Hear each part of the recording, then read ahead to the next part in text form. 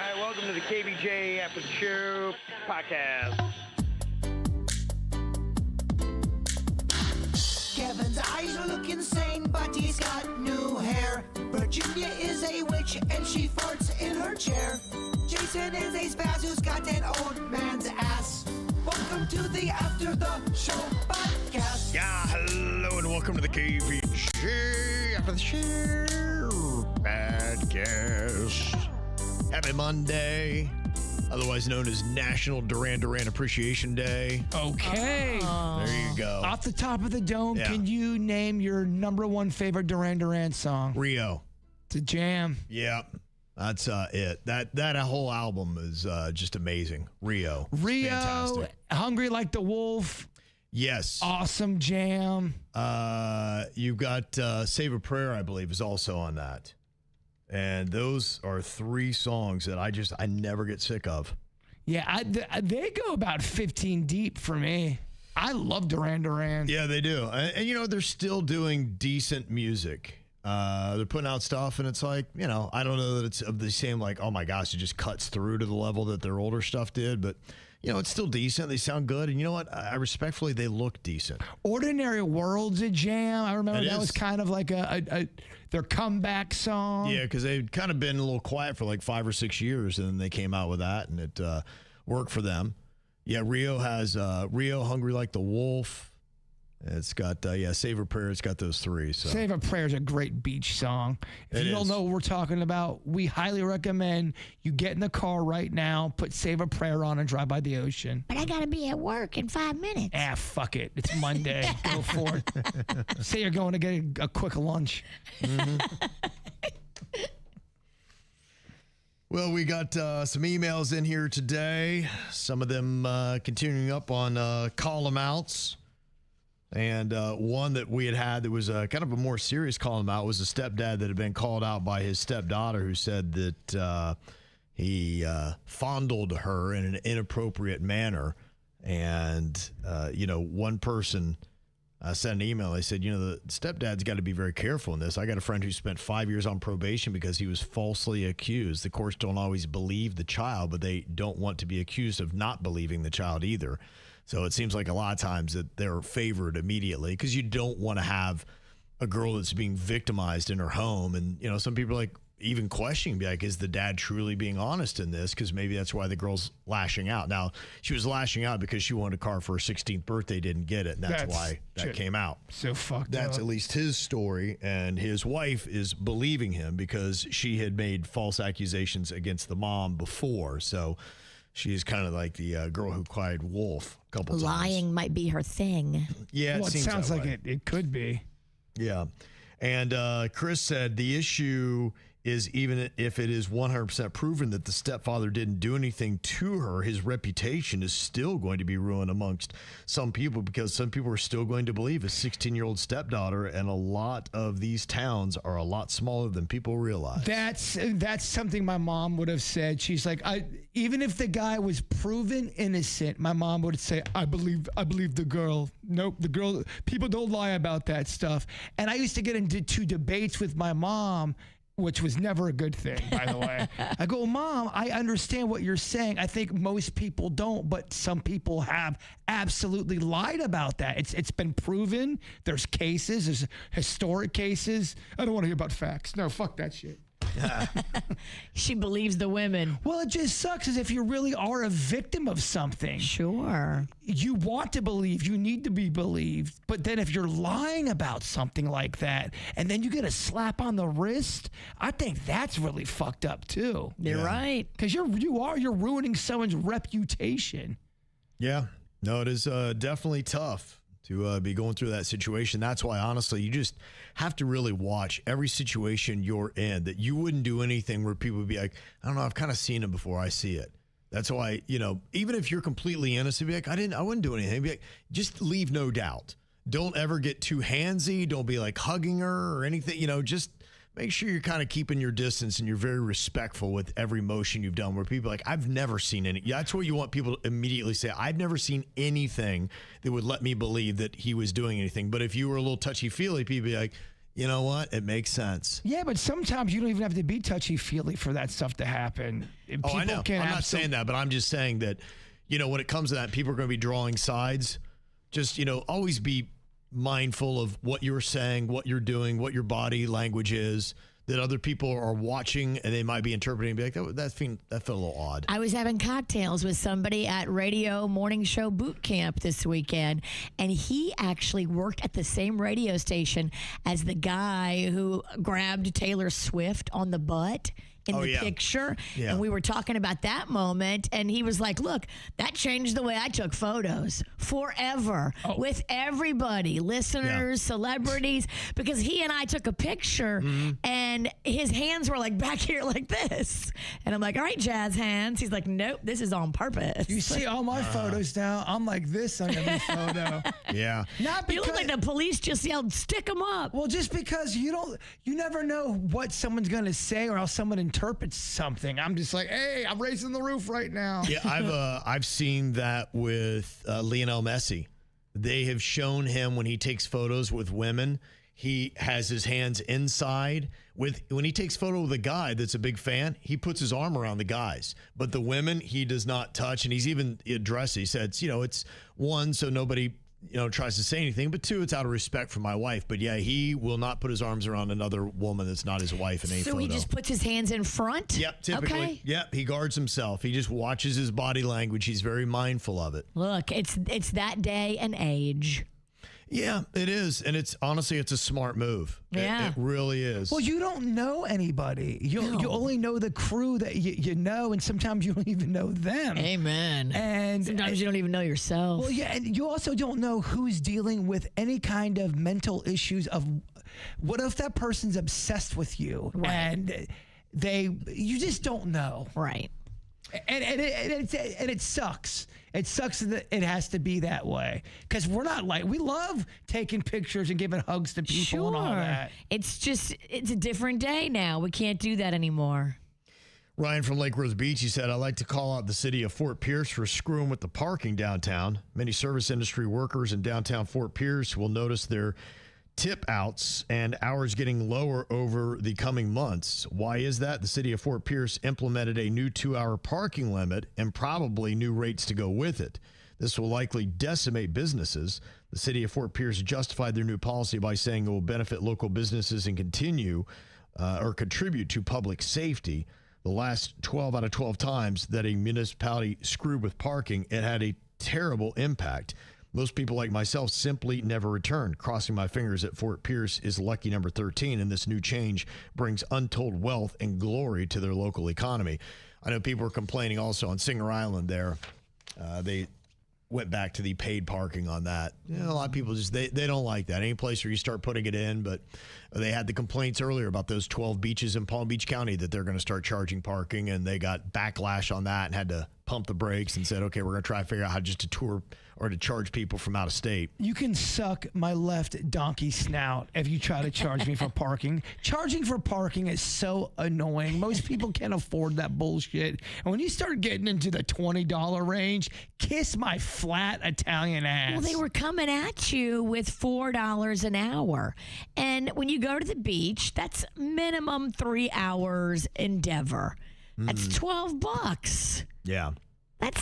Come on. From free to $12 is a significant leap. Now, if you want to be creepy at the beach, you got to pay more, which is good. Maybe that'll deter people from going. Mm-hmm. Yeah, it's an interesting mix right now because things are definitely changing on the roadways, whether it be parking, whether it be traffic itself. So I saw they've been getting some traction on some of those videos. Maybe it's Save West Palm Beach or something like that is the name of it. But they had a lot of interaction. They were showing how bad the traffic was over the weekend in downtown West Palm Beach. And starting to look like Miami enough to you yet. And there's just cars, not moving and stuff like that. And so, it's a big push back on it. So we'll see. I know they've put a halt on any new projects in West Palm Beach for 6 months. Makes a son of a bitch want to live on a farm every now and then. Yeah. I told you, I wanted you to buy a place in Jupiter Farms. Yeah, no, it's very practical getting to work. I love putting an extra 40 minutes on my commute to work. Yeah. 25. That's bullshit. It's not bullshit. First of all, I drive like Mr. Magoo now. I mean, and you look like him too. Exactly. I'm driving like this, making sure I double check my blind spot. You're doing 3 and 9? Oh, I'm doing 3 and 9. Okay. When it comes to driving, I am a pussy.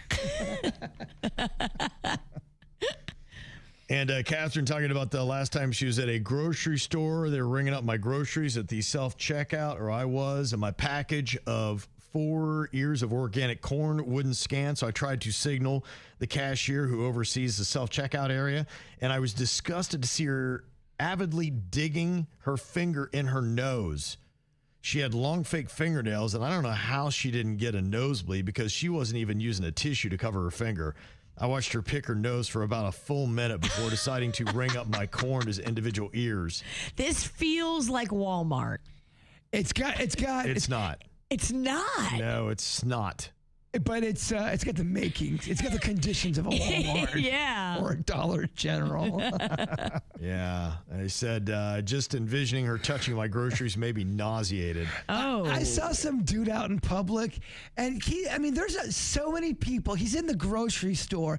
Everyone can see this motherfucker. He's standing in front of all of the cashier lines, and he's got his finger, and he is just digging and digging in his ear like he's trying to pull out wax or something. It's like, bro, we can see you, man. Take that shit to the bathroom. But like he lost a knuckle. That's how deep he was going into his ear. I was turning my stomach. Maybe homie had an itch. So go outside and fucking scratch it. Yeah. Don't do it in front of the cashier when I'm about to eat my sub. Somebody else who got called out this weekend, Jbird Padalecki. He had to walk back his public support of Perez Hilton following a lot of online criticism. He initially posted a message wishing Perez Hilton well, and critics came after him saying, how could you even try to wish this guy well of all the terrible things he's ever said about celebrities? And so he said, I had absolutely no idea about his past. I'm sorry that I wished him well. Oh, my gosh. What a mess. People, get offline. I'm telling you.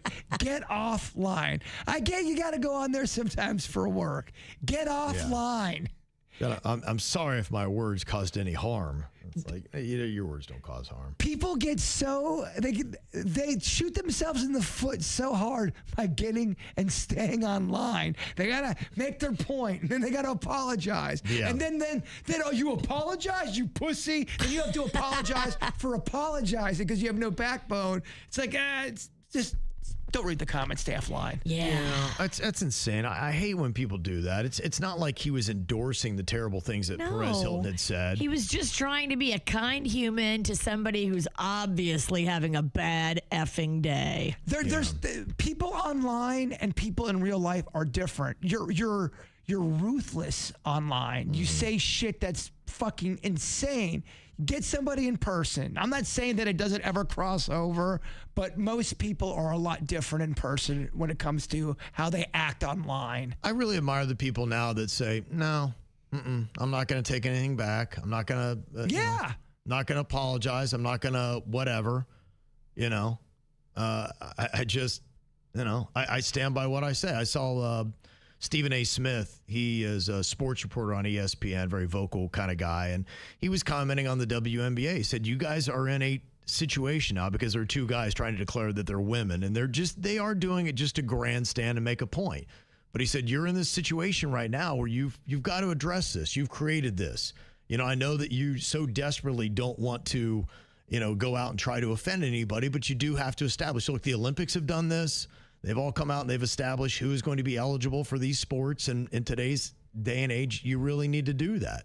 I said, just stop. Just freaking define it and make it legit, or you're going to have one person after another continuing the circus. And people came after him and they said, how dare you? how dare you say that and go against transgenders? And he said, I didn't say anything against transgenders. I just said that you've got to define what is true competition in this sport and say that. And he said, I'm not apologizing for that. I'm not taking back anything I said. You can kiss my ass. That's what. And I'm like, good for you. You know, you should be able to say, this is my opinion.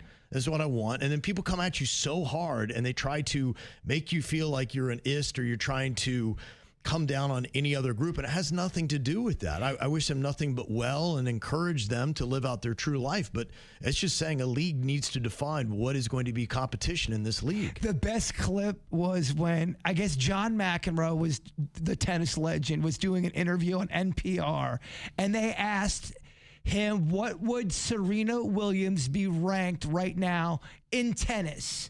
And he said she'd be ranked like 137, but she's the best female tennis player of all time. She's number one. So when he went on this, I think it was the Today Show or whatever, John, now why did you have to say she's the best woman player? Why do you have to say that? He's like, look, they asked me a question. Yeah. I'm giving my opinion. If Serena Williams played in tennis with men and women, she'd be ranked right about 138, 139. If I played right now, I'd probably be ranked 232 because I'm 67 years old. Right. Serena herself would tell you that she would get beat by a bunch of guys, but they were making him.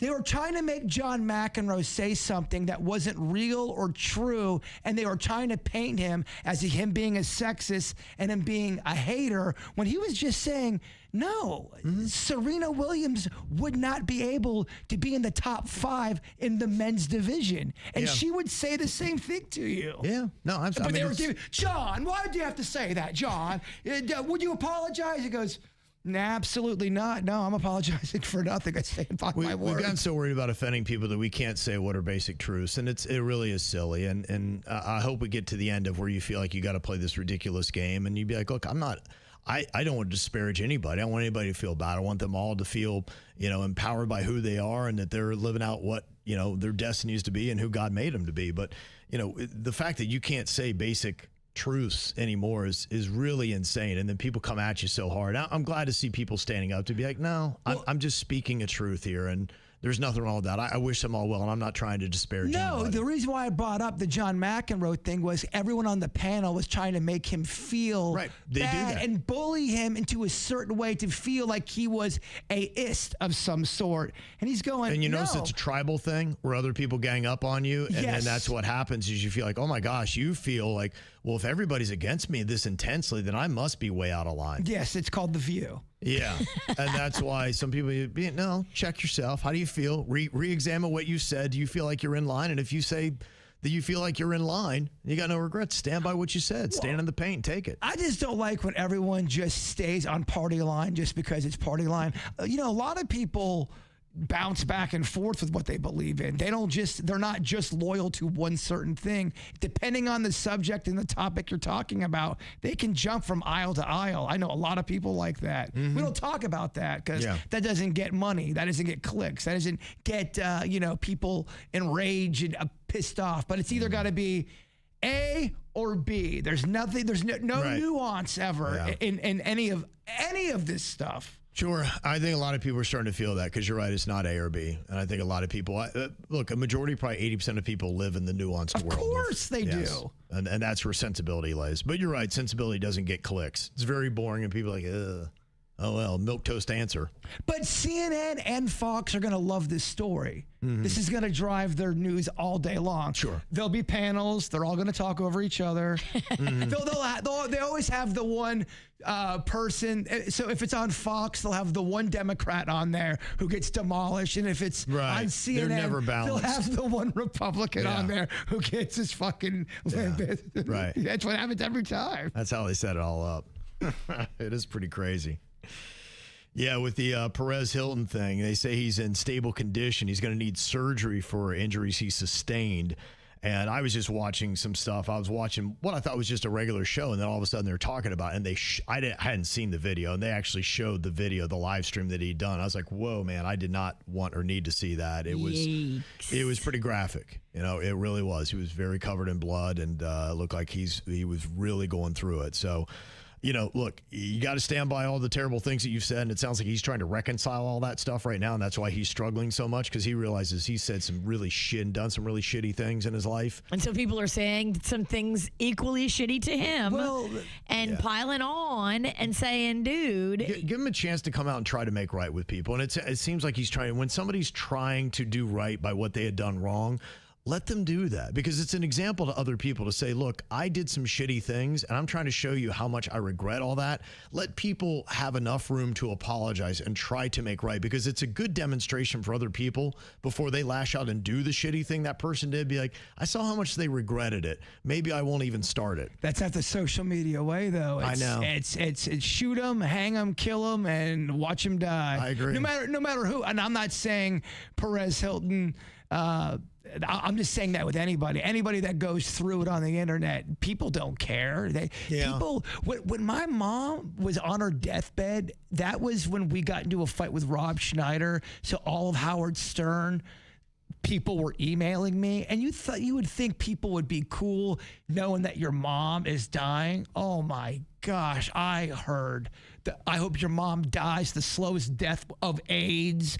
Like you would read my inbox. Damn. Was just littered with the worst things said about my dying mother. There's a mentality online. It's like the Joker or a terrorist. You're not going to win them over. Right. The best thing to do is just Not engage. Mm-hmm.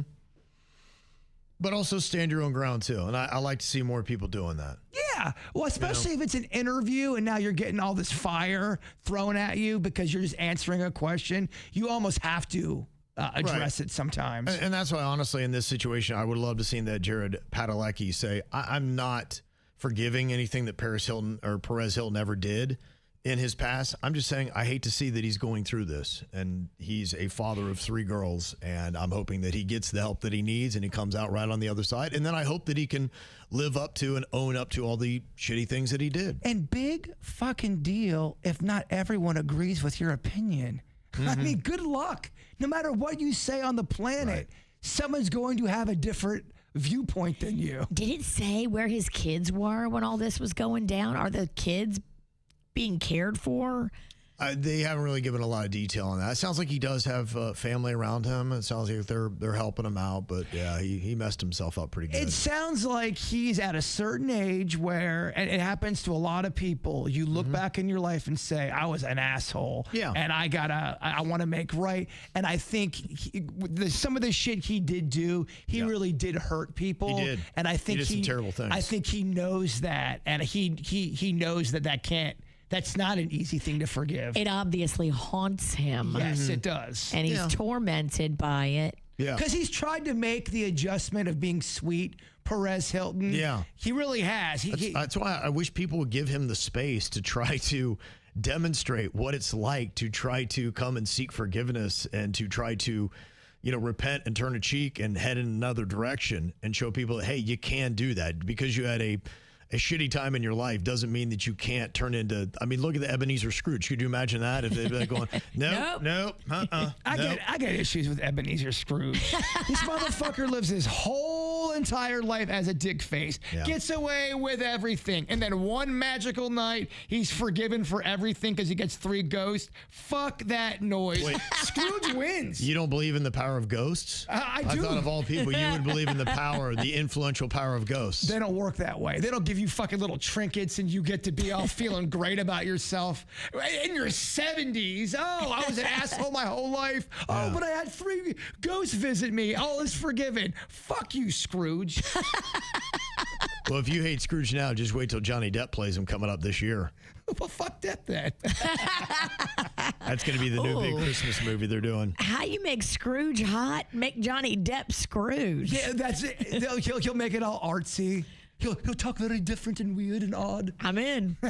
He was good. I really couldn't even tell it was him because he already debuted the look of it. I think it might have been Comic-Con or it was around that time. Okay. Yeah, a couple weeks ago. This is just his game. He was dressed up like it and doing the voice. He's back. He's back. Yeah. He's back. Back doing that stuff.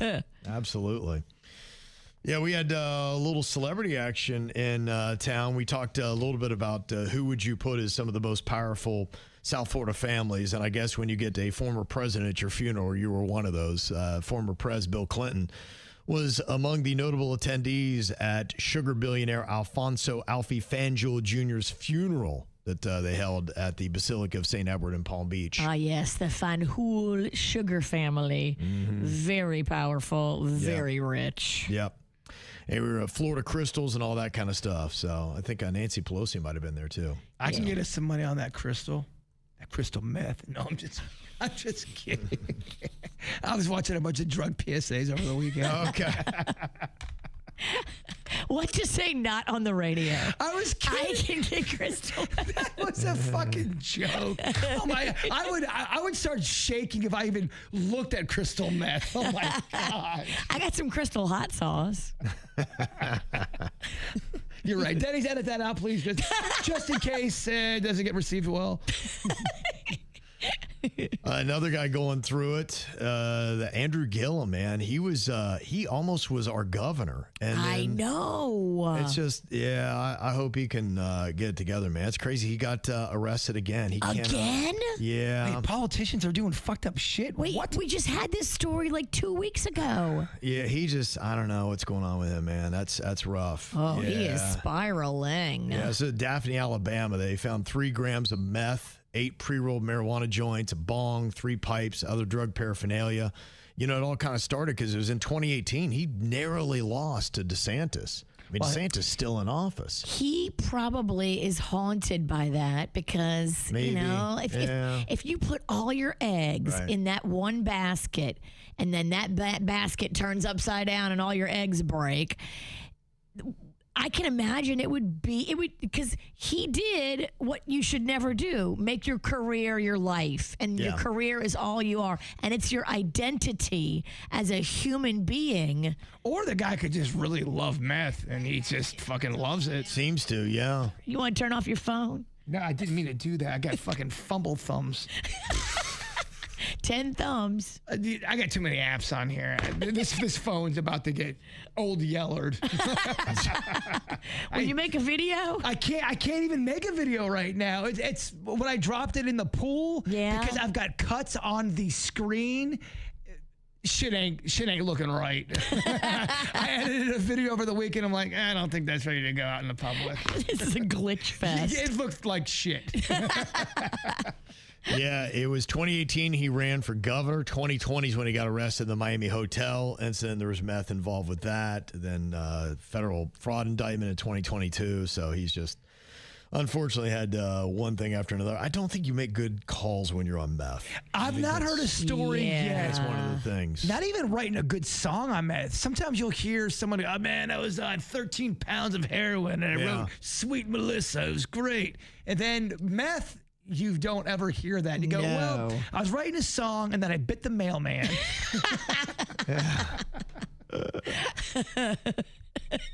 By the way, that was my second heroin example in the last week.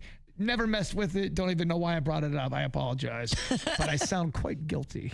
Then with the crystal meth comment, oh my gosh, Kevin, turn my mic We could off. drive you right to rehab. Oh, I know, right? God. He's gone big on drugs. I swear I'm clean. Don't forget what you were saying earlier about the liquid THC drinks. Holy fuck. You went on a tirade. Oh my God. Holy shit. It is This guy loves Madness to be Monday. high. Only Yeah. thing I haven't brought up is angel dust. That's because they don't make it anymore. Well, you just did. And I saw that Matt Rife was getting called out a bit after telling an autistic paranormal investigator to remove yourself from this earth. Oh. And now the man's family is demanding an apology. I think he did kind of come after Matt Rife on some stuff, but Is that a show or is it on social I media? think he was on social media. And then because it looked like a post that he had made. But I think hasn't that comedian been called out before for coming a little bit too hard at somebody? Yeah, the thing with Matt Rife, here's what happened with him. He was what comedians do not want. He was known as a heartthrob. Other comedians do not like good-looking comedians. Not to say there hasn't been good-looking, guys or women out there that's done it, but they don't like that. And he was getting, it's Matt Rife, the good-looking guy who does the crowd work. The ladies love him. That was the rep he was getting. So he made a decision to start going edgy and not doing look at me, I'm so cute and I'm good looking guy. He wants to offend people now because now he wants to get the respect of the comedians. Not he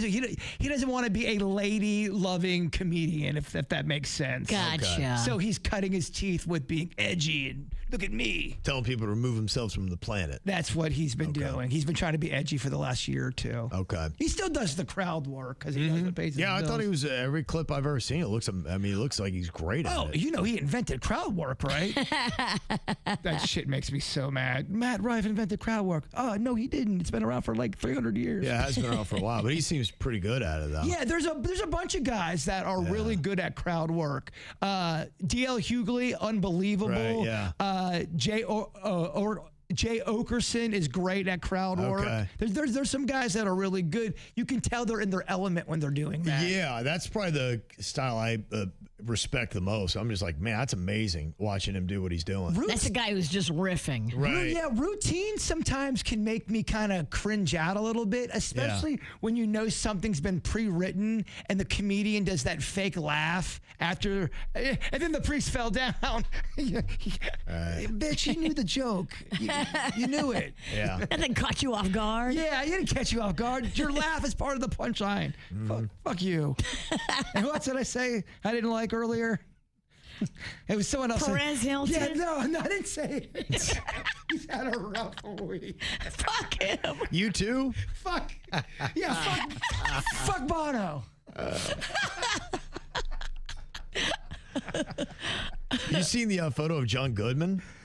He once weighed over 400 pounds. They say he's lost at least 200 over the past 19 years. He quit drinking alcohol. He followed a Mediterranean-style diet, cut back on sugar, stayed active with regular cardio and boxing workouts, and I would say he's completely slim now. In his prime, one of the most underrated actors in his prime. Sure. He was not that he's not a good actor now, but when he was at the apex of his career, he didn't get a lot of credit, but he was awesome in Roseanne. Yeah. He was great in Revenge of the Nerds. Great. He's done a bunch of movies. He was great in Punchline. Yeah. He's had a very solid career. Very solid career. Yeah. He does look like a different human, though. He does. I He's mean, radically different. Like you just are like. Good. That's a different human. That's what I was saying. It's a pretty drastic. You put him in a movie, you wouldn't even know it's him. Right. Yeah, that was it. That's what they were saying. Be like, I didn't even recognize him. So, yeah. And somebody said Righteous Gemstones. He's great in too. Oh, good. I'm glad he's still doing shit. Yeah. Yeah, he was good. But I mean, wow, just from where he was to now. Yeah, he's definitely dropped some LBs. So I watched some old someone put all the episodes of Roseanne on YouTube. Mm-hmm. Man, they had some heavy episodes back in the day. Did they really? Yes, they did. I'm watching thinking, it's a little laugh here. Like, what the fuck? This shit's depressing as shit. Really? I gotta change that. Yes. I have to watch drug PSAs now. That's no fun. I got this from Josie and Ilya. They said we had never watched Happy Gilmore. This weekend, my husband and I decided to watch 1 and 2, and we loved it. We laughed so hard and my jaw hurt. I don't understand why Bird didn't seem to like the second one. I never said that. Produce the audio. I never said that. I said it was a good movie. It wasn't as good as the first one. I never clowned on that movie. He just went off on it so hard I couldn't believe what I was hearing. What the fuck? Who is this person? Kevin's fucking with you. You son of a bitch. I just love seeing you guys get wound up. I know it all the time. I just hide over here behind my monitor and I throw something out. He's like, fuck him. Fuck Gunther. Is that Gunther? It's Gunther. Fucking Gunther's at it again. Throwing a fake line once you guys get all pissed off. Well, people got to realize sometimes getting mad at email's therapeutic. It's nothing personal. We have no idea who's writing it. I don't know. It's personal with Gunther. Every now and then you might know who it's. Half the time I don't even know who's writing us. I'm like, oh, fuck that motherfucker. And let me see. Question here for Kev. From your perspective and understanding, what was it like for you during the Mariana situation? We obviously get Virginia's point of view, and sometimes we hear from Jbird, but I don't think we ever checked in with you on it. Yeah, I mean, a lot of it, you know, Virginia would come to me, and I didn't even really see it or understand what was going on. And, you know, I typically lean on Virginia to be like, hey, she never gave me a fucking prep. And I'm like, well, I'm sure it was a mistake. I'm sure she just overlooked doing it. I'm like, just calm the fuck down. Don't be so upset. I'm like. And that's the worst thing you can do, to tell irate Virginia to calm the fuck down. Because now I'm going to go from an 8 to a 12. And the whole time I knew what was going on, because both of them would take me privately and say, I fucking can't stand that bitch. Oh, really? I fucking hate that bitch. I'm like, oh, okay. So I know where you guys stand. Yeah. So then I would talk to Mariana. I'm like, hey, you know, I don't know what's going on here, but Virginia's not getting the prep. She's like, oh, I'm sorry. I accidentally didn't know that. And I'd be like, Virginia, it was an oversight. I'm like, can we not get so upset when people make mistakes? And so that's what it was like for me, for the most part, because it was a ping pong game of Kevin was getting batted back and forth between the two of Virginia, making an accusation. I would go talk to Mariana behind closed doors about it. She would assure me that she wasn't doing it intentionally. And I'm like, Virginia, she assures me she's not doing this on purpose. And then finally I saw it escalate to the point. I'm like, let's just go work this out in the therapy thing. And then it really How'd that work out? Yeah. I mean, at the guy end, told us he couldn't help us, and it ended 20 minutes early. Well, because she admitted she was doing it on purpose and she wasn't going to make any changes. Yeah, that's when it got real. That's what she said to the therapist. Right. But I'm not giving her the prep on purpose, and I'm not making any changes. And so everybody in the room went, oh, all right. But do you remember there was something that happened? A bit happened on the air where things exploded. Not only with me, Mariana, and Virginia all turned on each other one day on the air, because I was sick of fucking hearing about it. I was getting Jurassic Park from both of them. I remember. That bitch, and fuck her, and my prep. I'm like, well, fuck both of you. How about that? Well, I didn't. Do you remember what bit it was? Yeah, I do, because I didn't think anything was that bad. It was. Are you talking about the Super Soaker Jeopardy? Super Soaker Jeopardy. So you guys were all three in the back of the building, and I had you on that way, so I couldn't see anybody. And you guys are like, oh, this is going to be a fun-loving little bit where, you know, you miss and you squirt the loser, whoever got it wrong, with a super soaker. And then it got freaking real. I'm like, what the hell's going on out there? Because I couldn't see anything. And I'm like, and it went off the rails in a very uncomfortable way. I remember that. Then me and Virginia got into a fight later on. And I didn't even say, that was before I would engage in fights. And then I'm like, fuck this, I'm going to fight back. But I had the car keys to the station vehicle and locked them in the car, but you weren't even mad about that. You were just mad about the whole situation, but decided that was going to be the thing you were going to be mad at me about. And I'm like, what the fuck what do you give a shit? They're opening up the car in about 10 minutes. You were just mad at Mariana. You were mad at the whole situation. And then it all came to, we got wet with the Super Soaker outside. Yep. We came in drenched, and we're all just looking at each other, just. And Kevin's like, "What the fuck is going on in here?" And then you started getting into it with me. You left the keys in the station vehicle. And Kevin's like, "What is happening right now?" Yeah, I was so confused. Virginia, why are you mad about the station vehicle? See, I have no memory of any of this. Oh, it's all in my journal. Yeah, I do remember that. That's the moment where I'm like, okay, we got a problem. Yeah, because it bled on air, and it was clearly bleeding on air to the point where right now we got to deal with this. And then you called Mariana a name. It got real. The shit got real. Well, but I don't know what I said, but I stand by it. That was on a different day. That day led to about, I would say, 6 to 14 months of very uncomfortable radio. Wouldn't you say? Yeah. Oh, I remember it going on for a long time, and nobody believed me when I told them that this was going on. You believed me. I was in it. Kevin just couldn't see it. Yeah. Kevin, and I remember we went to a therapy session. Y'all, when I tell you, this looked like the fucking OK Corral when there was so much fighting and screaming, and you're right, it ended with, I'm not making any changes. Not you, but with Mariana. And that's when the doctor said, I can't. I go, this reminds me of my therapy session when I was 6, and the doctor told my family he couldn't help us. Oh, memories. This is great. That was only like month 10 of me being on the air. Maybe a little bit longer. Maybe longer. Yeah. Oh, good times. But look, it's a battle. Battle scars. That's what makes teams. You are right. That is a battle scar. Still standing, bitches. That's it. That's right. Still leaning. Still limping. Limping, but you know what? Still blinking, motherfuckers. That's it. That's all you got to do. All right. Well, hopefully you have a good week ahead of you, except for the kids back to school. But oh well. Hey, make sure you get us those videos as well for the Rude Awakenings. We've got some tickets to Disney water parks, both Typhoon Lagoon and Blizzard Beach. If you do something funny and obnoxious to wake up your kid this week, make a video of it. Send it to us, mail@kvjshow.com. We have got 5 of these packs of the tickets we're going to be giving out on Friday. We're going to go with the 5 favorite videos that we have. Love it. Yeah. So send those in to us, mail@kvjshow.com. Have a little bit of fun waking up your kid this week for some Rude Awakenings, and they can get a little trip to Orlando for water park fun. All right, y'all. Have a great Monday. We'll see you back here tomorrow. Goodbye.